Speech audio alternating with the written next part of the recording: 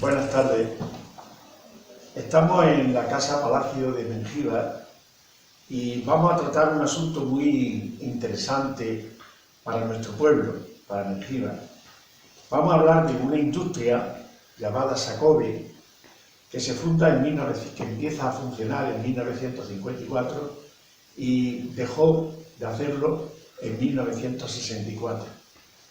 Esta industria fue importantísima para Mengíbar. Dio muchísima vida, no solamente a Mengíbar, sino a los pueblos de alrededor.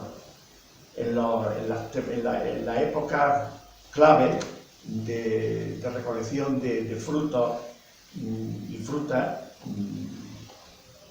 venían pues montones de mujeres porque hacían falta para la elaboración de los concentrados de tanta fruta. Nos encontramos con dos personas a mi alrededor. Uno es don Diego del Moral López. Buenas tardes, Diego. Buenas tardes. Este señor es de Mengíbar, nació en Mengíbar, aunque ahora reside en Madrid por circunstancias de trabajo. Y Diego conoció perfectamente el desarrollo de la industria porque estuvo trabajando en ella durante bastantes años. Entonces, Diego, quisiéramos que nos dijera ¿qué recuerdas tú de aquel Sacove de tu infancia, de tu juventud? Bueno, yo recuerdo con mucho pesar aquellos días, porque fue una pena que esta industria que comenzó en el año a construir en el 54, a producir en el 58, acabase tan pronto sus días de producción. Sí recuerdo a muchas personas de aquellos días que fueron responsables de la marcha de la producción y de la marcha de la fabricación de los productos que allí se hacían. En principio voy a empezar por el jefe de fábrica, que era Javier o José Berber, jefe de la sección de hojalatería, que era José López Moral, jefe de almacén de productos, que era Manuel García Toronjo. El químico que teníamos en Sacove para la investigación y el análisis de todos los productos era don Manuel Beirón. Y luego también había otros encargados de otras secciones menos importantes. Pero el principal motivo de gloria de aquella factoría era que en él trabajaban de 800 a 1000 mujeres y de 100 a 150 hombres en temporada de campaña o temporada alta, como eran los meses de junio, julio y agosto. La empresa empezó sus pruebas, a hacer pruebas con los productos sobre todo concentrado de tomate, en el año 58, y su gerente en aquel entonces era don Juan Montesinos Sánchez, que vino de Murcia aquí a dirigir esta empresa por acuerdo del Consejo de Administración. El Consejo de Administración estaba constituido por personalidades de la vida industrial jiennense, como don Luis Carlos Yanguas Gómez, don Andrés Parravich, don Mariano de Chica García Casimiro, y luego, como accionistas, aparte del Banco Exterior de España, que era el principal, había algunos importantes agricultores de Mengíbar que, al vender su terreno para la construcción de la factoría, en vez de cobrarse un porte en pesetas, lo hicieron a través de permutar por acciones de algún pueblo. Por lo tanto, había un accionariado de varias personas de Mengíbar y el resto era prácticamente del Banco Exterior de España. Todo lo que en principio se inauguró vino modificado a los 2-3 años de su inicio por imperativo del Banco Exterior de España al sustituir al gerente don Juan Montesinos por don Joaquín Navarro. Don Joaquín Navarro sustituyó a varios cargos de jefe de secciones por otras personas que en su creencia eran más válidas. Así se continuó produciendo, sobre todo para la exportación, a toda Europa y a Estados Unidos. Hubo años de bonanza, como fueron desde el 61 al 63, en el 64 se produjo una mala exportación como consecuencia del sistema que los americanos tenían para indagar o investigar en estos productos, que era el sistema Howard o el método Howard, que con cualquier cosa insignificante que encontraran en un bote de conserva le impedía aceptar la mercancía, con lo cual hubo una llamada dejada de cuenta de la mercancía en el puerto de Nueva York, que fue el golpe más grande en su momento que Jacobi recibió. A partir de ese momento, el Banco Nacional de España, en vista de la pérdida que hubo, cree que ha llegado el fin de esta factoría y expedienta la empresa como crisis económica para que el Ministerio de Trabajo les dé esa función y puedan salir los trabajadores automáticamente acogiéndose al paro laboral por 6 meses que entonces había intuido. Ahí acaba Jacobi. Jacobi, el defecto que tuvo en su funcionamiento fue esencial respecto a los productos que necesitaba como materia prima, supuesto que los agricultores y hortelanos mengibareños nunca se adaptaron al sistema que la factoría entendía que debían perseguir, como era sobre todo el tomate en cañada, costumbre diferente a la que en Mengibar existía, claro, de tomate en mata hasta que la mata llegaba a su altura y producía mucho menos. Teniendo en cuenta que se hizo una experiencia agrícola en Mengibar con el alquiler de más de 800 o 1000 hectáreas que fueron sembradas por la propia factoría, por la propia empresa Jacobi, durante 2 años, produciendo pues 1,5 millones de kilos de tomate, que fue la entrada principal del producto a ella. A partir de que se suspendió la experiencia agrícola de esa extensión de terreno para sembrar tomate, hubo que traerlo de lejanas tierras, como podía ser pues Granada, Badajoz, o incluso recuerdo que también vino algún barco de tomate de las Islas Canarias. Todo esto que ocurre, pues que la materia prima se encarece, el producto no llega a su fin como tenía que estar, con su grado de nuevo, ya de más tiempo desde que lo cogieron, y eso a la empresa les va fatal. En definitiva, que como he dicho anteriormente, en el año 64, y para desgracia de este pueblo y sus alrededores, Mengibar recibió de una entrada económica en cada una de sus casas que perjudicó enormemente, por desgracia, a la economía de esta zona y sus alrededores. Muy bien, Diego, ha hecho un buen resumen de lo que fue esta importante empresa. ¿Recuerda alguna anécdota que interese? Bueno, hay leyendas negras, como en todas las factorías de muchas personas, leyendas negras de personas que bajo una postura u otra se enfrentan, o todo lo contrario,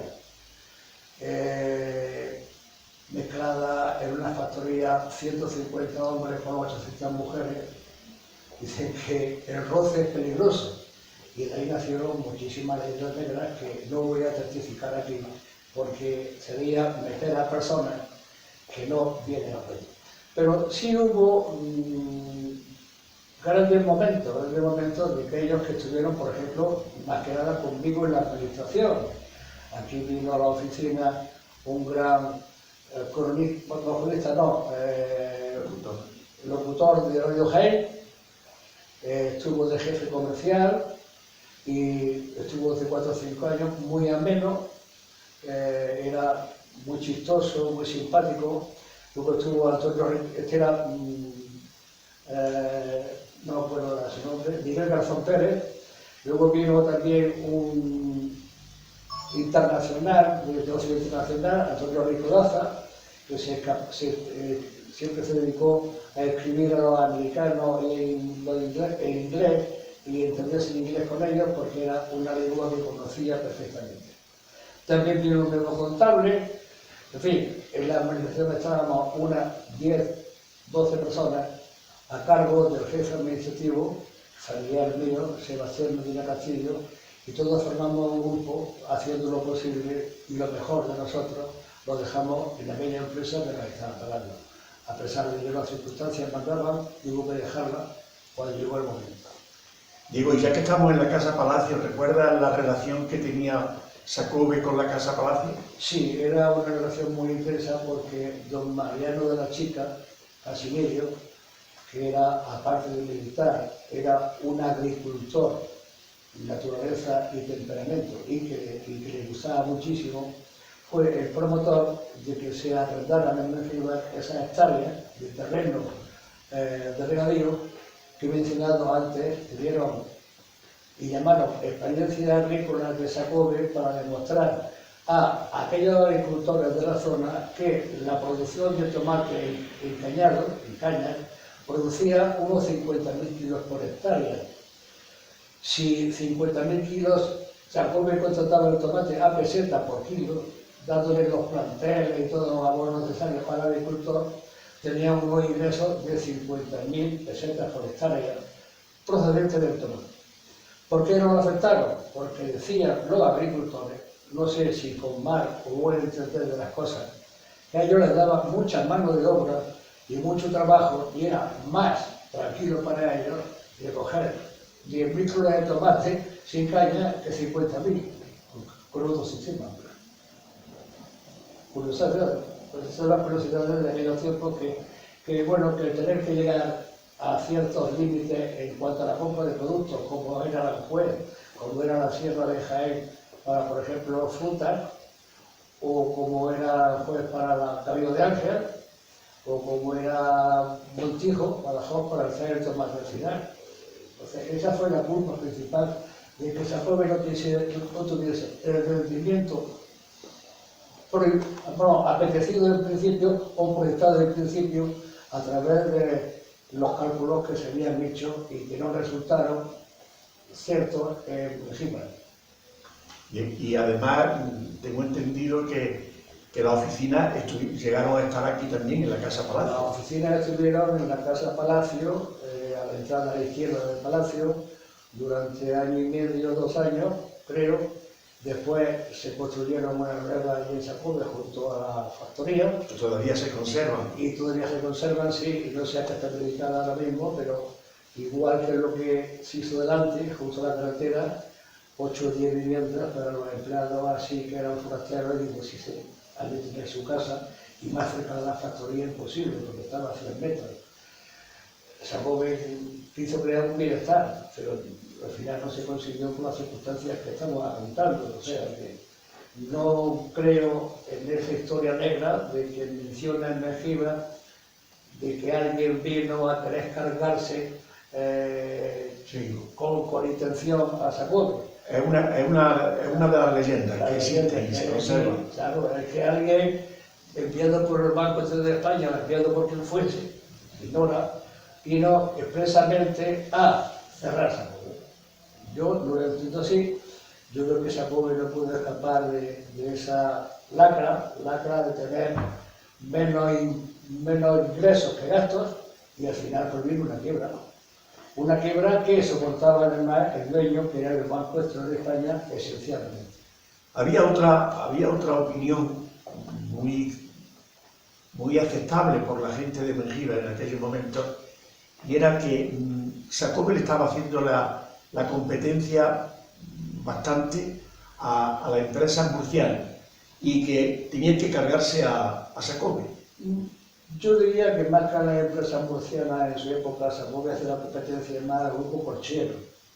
Corchero fue el anterior, o casi simultáneamente instalaron su fábrica de tomato pasto o tomato pasta, que se producía en Xacobbe y que creo que fue la maquinaria más moderna que se había instalado en Europa para la fabricación de este producto. Era una maquinaria italiana, me parece que la marca de Parma, en Italia, era Tito Manzini y Figli. Vieron los italianos a instalar la maquinaria y entonces su principal competidor de Xacobbe era el grupo Corchero, que tenía su sede esencialmente en Montijo. O sea, en cuanto al tomate pasta, que es lo que más produce Xacobbe. Porque Xacobbe, todas las producciones que hizo posteriores de otros productos, como puede ser la guinda, la cereza, el Cabello de Ángel, porque estos los tenía de 8.000, 10.000, 12.000 kilos, no de millones de kilos de tomate. O sea, el tomate era su producción principal, y eso es lo que no he podido obtener, porque lo otro para obtener tampoco tenía el melocotón, tenía que irse a Murcia, traer un melocotón de Murcia para hacer el melocotón en almíbar. No había producción en la huerta de Mengíbar para dar a Jacobi. Todo eso pues, es lo que terminó en que el costo de la materia prima fuera superior al esperado. No es igual llevar un producto a 20 kilómetros que a 300, entonces todo eso encareció. Las dos cosas, el precio del producto y, ¿cómo diría yo? El producto en sí estaba cogido de la mata 10 horas después del tren, 12 horas. Muy bien, Diego, pues creo que ha hecho un análisis muy exhaustivo y muy crítico de lo que fue desgraciadamente aquella gran industria que rompió con su cierre pues tantas perspectivas de progreso que Mengíbar en aquellos momentos estaba despertando. Te agradecemos mucho que hayas recordado con tu buena memoria que tienes como siempre pues tantas cosas de este Sacón. Ha sido un honor para mí decir estas palabras porque fue el principio de mi carrera administrativa y el fin de una etapa de mi vida, porque a partir de ese momento tuve que irme a Madrid a hacer unas oposiciones a banca y después en banca he estado 40 años, pero Sacón ya parecía que iba a ser mi vida en el futuro y se acabó pronto. Pues muy bien, Diego, muchísimas gracias por tu atención y por tu buen decir. Bien, pues también tenemos aquí a nuestro alrededor a don Manuel Archilla Consuegra, que es el director de la Casa Palacio de Mengíbar. Don Manuel. Muy buenas tardes. Buenas tardes. Este señor siempre nos atiende en esta casa con una gran benevolencia, muchísimo cariño y claro, pues lógico, ya se ha entablado una amistad grande entre nosotros. Yo quisiera, Manolo, que nos dijera desde cuándo estáis aquí en esta Casa Palacio. Bueno, pues nosotros oficialmente reabrimos la Casa Palacio en abril del 2019.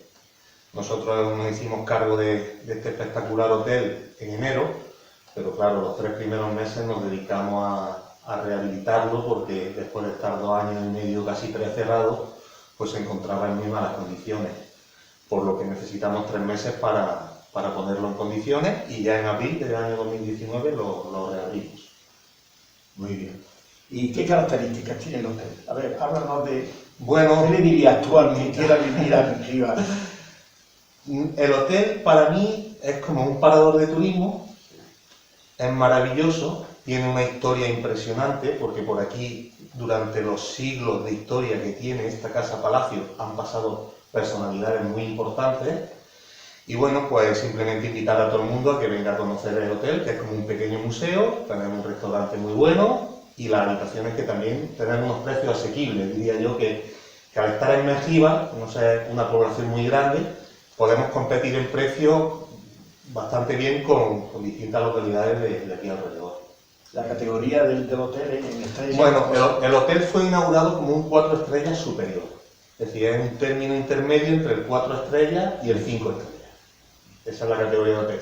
Yo personalmente pienso que está más cerca de un 5 estrellas que de un 4, pero claro, también todo esto es matemáticas porque los hoteles de 5 estrellas pagan mucho más impuestos. Entonces, al final eso redunda en el cliente y nosotros, como te estaba comentando, queremos mantener precios competitivos, con lo que preferimos estar un peldaño por abajo. Manolo, es raro el día que no tenemos un autobús ahí en la puerta cargado de gente que va, que viene. Sí. ¿A qué se debe? ¿Qué política estáis desarrollando para...? Hay varias razones.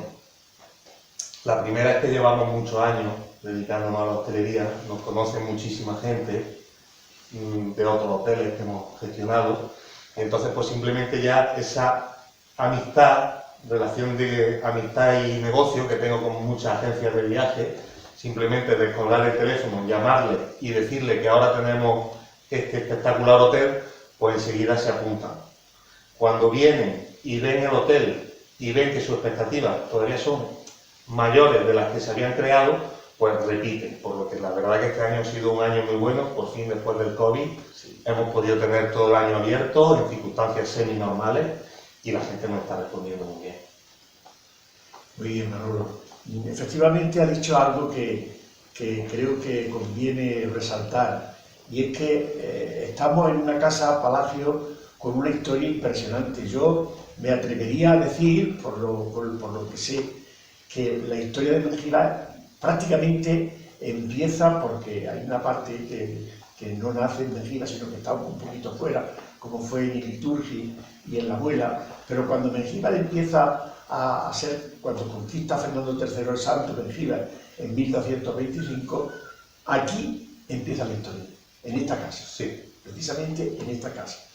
Aquí sería tan importante los personajes que vivían aquí, que cuando los reyes católicos van a conquistar Granada, tienen la corte en Jaén, y el hijo de los reyes católicos, el infante Don Juan, el príncipe Don Juan, que murió, por desgracia, muy joven, y el nieto Don Miguel, que también murió joven, estuvieron aquí pasando unos días, aquí en la Casa Palacio. O sea que eso nos demuestra pues, la importancia que tiene. Pues muy bien, señores, don Diego y don Manuel, ha sido un placer estar con vosotros.